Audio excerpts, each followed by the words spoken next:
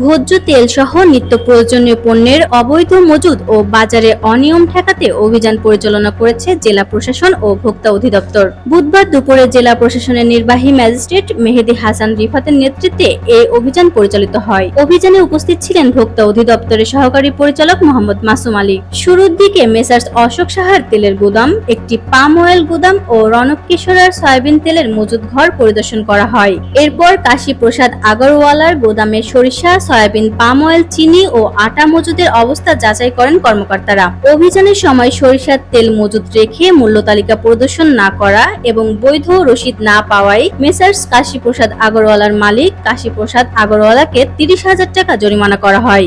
আজকে আমাদের অভিযানের সংখ্যা এই মুহূর্তে মামলার সংখ্যা একটি, আর আমরা অভিযান চলমান রেখেছি। আমরা সকালে বের হয়েছি, বিকাল পর্যন্ত অভিযান চলমান থাকবে। মূলত বাজার মনিটরিং অংশ হিসেবে আমরা তেলের মজুদ দেখছি এবং তেলের যে মূল্য মার্কেট রেটটা দেখছি এবং সরকার নির্ধারিত মূল্যের চেয়ে বেশি মূল্য বিক্রি করছে কিনা।